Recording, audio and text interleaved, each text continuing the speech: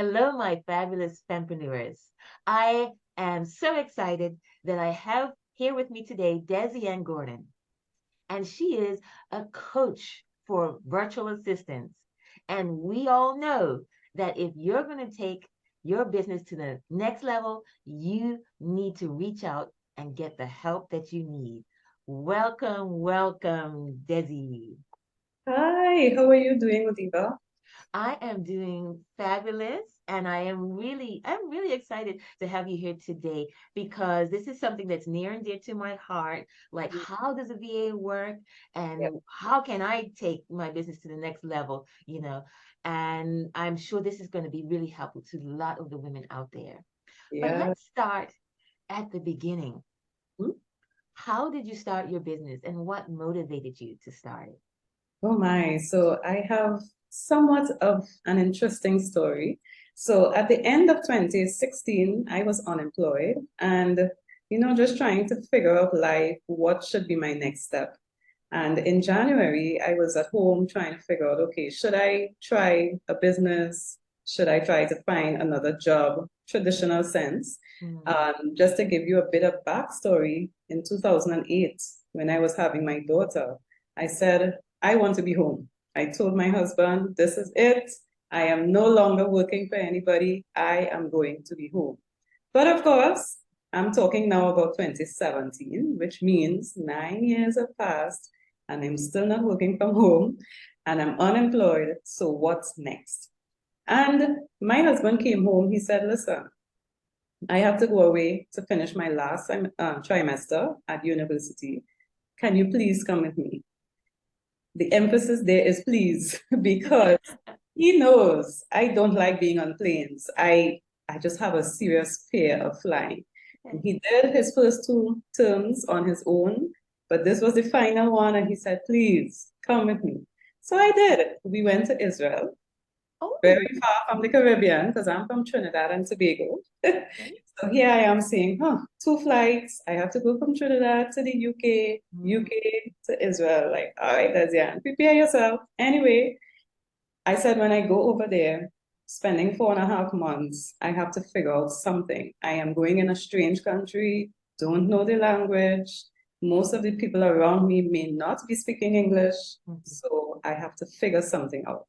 So while I'm there in the apartment and he's in school, I am online, work from home, online jobs, trying to figure it out. And that's when I found out about Upwork. So I immediately signed up on Upwork and I worked with them for about 4 years. During that time, I met a Caribbean guy who wanted someone to write articles for his blog, which was specifically for persons in the Caribbean. So he reached out to me and he said, can you please share your experiences working from home? And I said, yeah, why not? And that's when I started writing about Caribbean VA living. Mhm. And while I was doing these writings and sharing with persons, people said, people in the Caribbean ask, well, what are you doing? Tell me more about this. I want to do this too. Because who doesn't want to work from home? Who Mhm. doesn't want that level of flexibility so Yes. they can do things with their family, they can have more time for themselves, etc. And I realized that the more persons coming to me with these questions, I needed to do something to help women in the Caribbean specifically. Okay. And so that's where my business started. So I started doing this thing just on my own, trying to figure it out because I knew no one in the Caribbean who was a virtual assistant at that time. So why not make it easier for those coming after me? And that's why I started Caribbean Virtual Assistants. So Caribbean Virtual Assistant started off as a business that would offer general admin services to clients, but I also informally started the coaching part of it, training other persons to be VAs. And then I said, why not make this a bit more formal? And I now have the training arm of my business, which is called the Successful VA Academy. So the academy is what I call the home for virtual assistants. That's where you can come, meet with me, who people call the VA mom, by the way. So come home to the VA mom. I am going to help you to take your virtual assistant business to that next stage.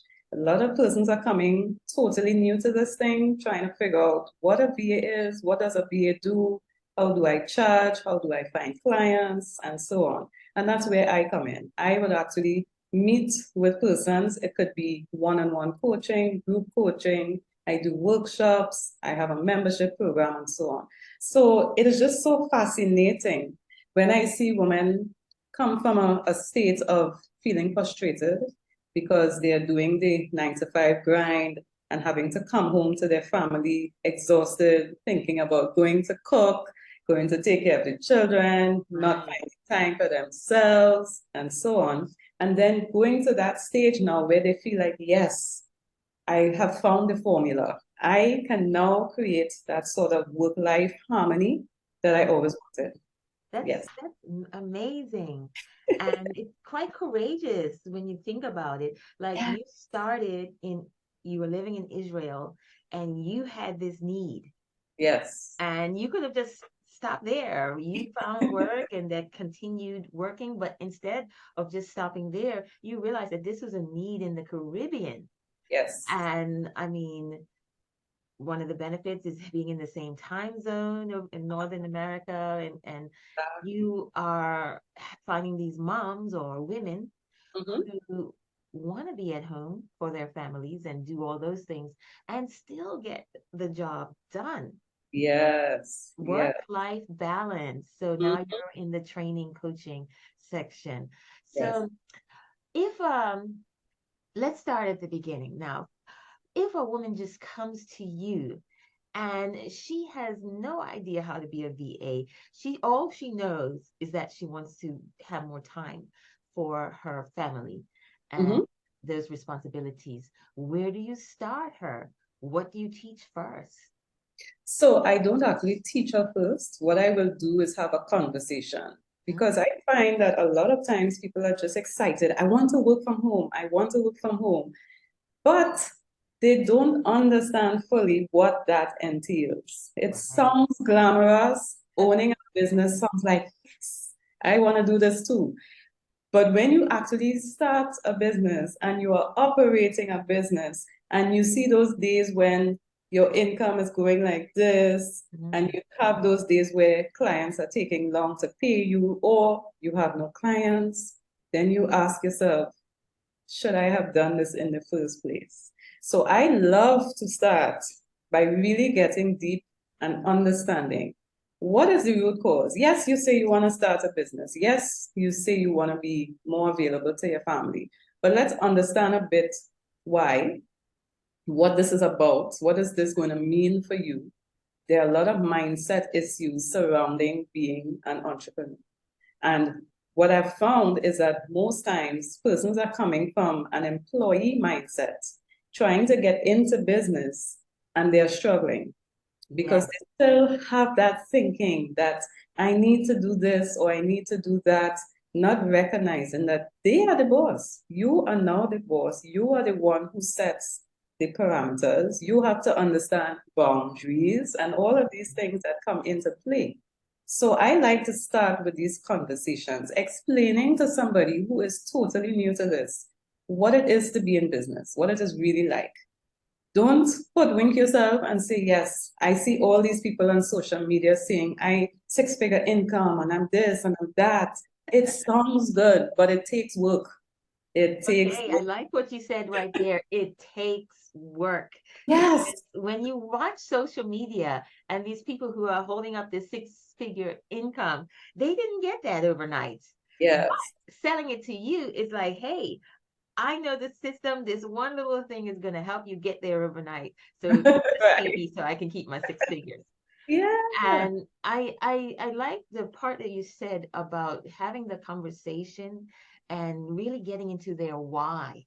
Mm-hmm. Because Mm-hmm. as an entrepreneur myself and the other entrepreneurs I work with, the Yes. why is what carries you to Yes.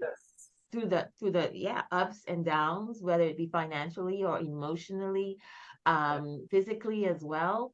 Because Mm-hmm. now you're your own boss. So if that job does not get done at a certain time frame, you're going to be working overtime. There's Exactly. no, there's no, hey, I finished my job from Yeah. I'm going home. I'm having my lunch. Yeah. And integrating that balance with your family. Because Mm-hmm. if a mom has small children, and we learned all this when the pandemic hit and the kids were at home, Mm-hmm. have small children and they see you home and they're Yeah. and you're in a room or you're at the computer Uh-huh. not talking to them, and it's they don't quite understand what's happening. Exactly. Exactly. And a lot of Basic something times, now. yeah, that is such a reality because I can tell you for me, sometimes I close my door. My door is closed for a reason, but knock, knock, knock. Mommy, somebody is calling you for something. So, and then there's the other piece of when you work as a virtual assistant, you are working most times from your home, and you may be the only person in your home. So Mhm. not everybody is cut out to be a VA because they don't feel comfortable with the isolation, being alone. And there needs to be that understanding as well. You're not going to be sitting in a cubicle with other employees around you, Yes, right? And some yes, people don't understand that. So I and love to share that. yes, and the whole being able to switch gears Oh, back boy. and forth because I'm I don't know whether it's unfortunately or not, but Yes, when they see you, any family member, you go outside, you get a drink, and you're in work mode, and you're like, okay, I've got these 4 or 5 things lined up in my head that I'm going to tackle next, and I'm thinking of yes, ideas of how to go about it, and then they say, you know what, blah blah blah blah blah blah, the same yes, blah blah blah yes. blah blah, and then you're like, oh yes, I have to go and address this problem and do Mm-hmm, this for the family. mm-hmm. What were those 4 ideas I had? Exactly, exactly. You get so distracted. It happens. It happens. Oh, it And I happens. think, honestly, I think those are some of the realities that established business owners do not share enough. Because you have all these upcoming business persons thinking that, yeah, let me just jump into this thing, it's going to be fine. But no, you have to understand there will be those tough days. There will be those lonely days. There will be those days when you feel like just pulling out your hair. So somebody has to tell you about these things before you just dive headfirst. And that's what I love. Yeah, Yeah, I just yeah. love to talk about that. And from what I understand with your coaching, that's ongoing, like Oh, supporting the mental part, the mindset, the reality part. I've also interviewed VAs and the kids walk in, the dog walks in, somebody's not yes. comfortable. Now it's unavoidable sometimes, but Mhm. other times you're like, you could take that, turn that phone off or something like that Yes, and yes. dedicate this time because my time is, It's quite precious. priority Yeah, as well. yeah. So, yeah, learning that balance and learning to set boundaries. Tell me Hmm. more about setting boundaries. Oh, boy, I could say so much about that. So, one of the things I encourage my VAs who are in my program, Mhm. make sure that when you do your contract, your welcome packet with your clients, you state your work hours, right? Now, situations will come up. Sometimes a client has a rush job that may require you to work outside of your work time. But you need to set those parameters. So if you say, for this particular client, I'm working with you Tuesdays and Thursdays, 10 to 12, 10 to 12, right? Yes, there will be, as I said, there will be the occasional outside of those hours. Also, you need to let them know what forms of communication you are going to work with. Because you will find sometimes a client will just message you on Facebook Messenger, oh, you could do this, oh, you could do that, that can throw you off. If you are accustomed getting messages via email or the work assignments, or if, let's say, they're using Asana or project management tool, keep everything in there, Mhm. not all over the place, but that could really throw you off. I mean, and this is not just for virtual assistants, this is for anybody. Because even if you are working in a regular traditional sense and your boss calls you Your boss and your says, boss texts, yeah, it could throw you off, you know? WhatsApp you, hey.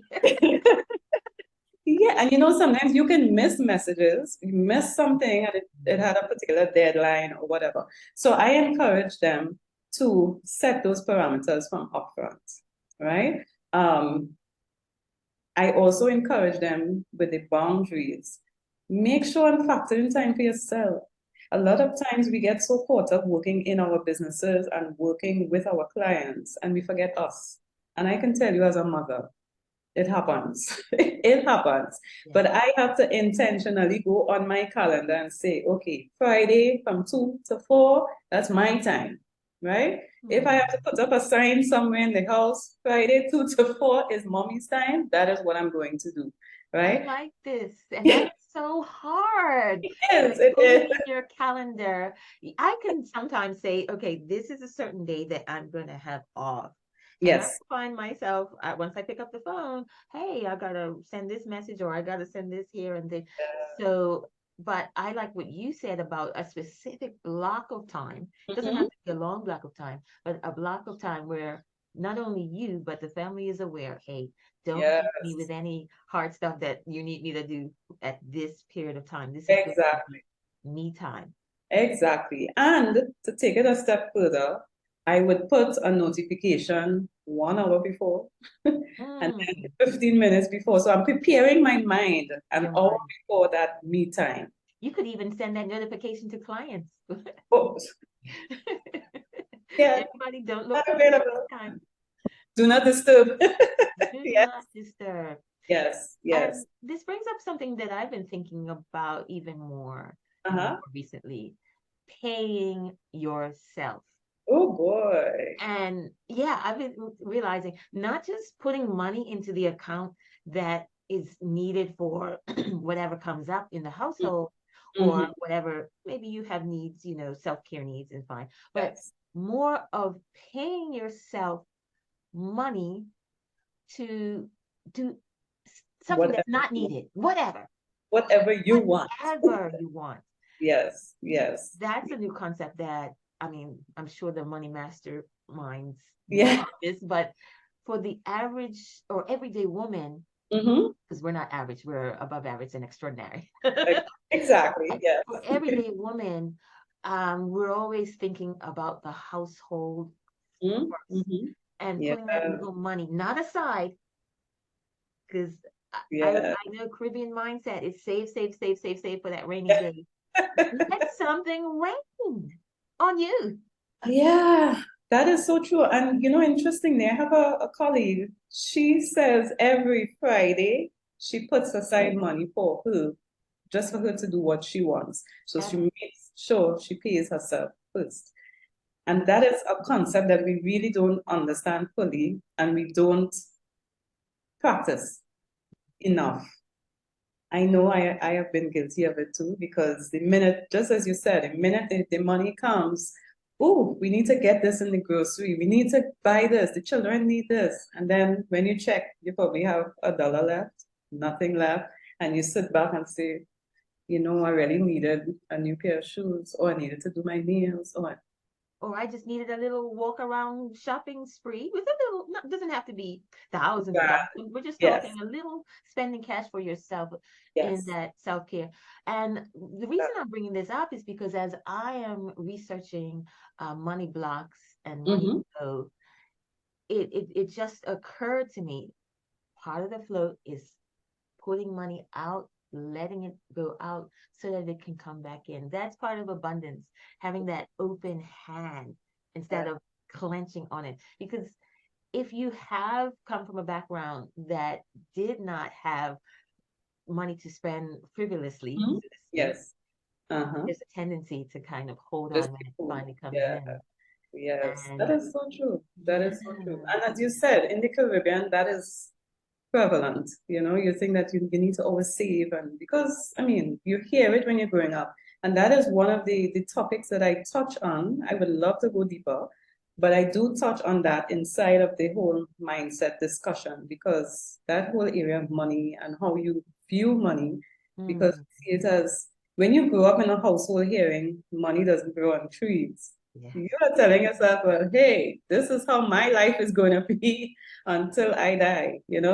So it's really trying to get that shift. And it takes time, just as you said, when you're doing the coaching, you have to constantly talk about mindset issues, constantly talk about limiting beliefs. And I can talk from experience because, as I mentioned, thought of having a business in 2008 did not start until 2017. So that 9 year span, right? Ooh.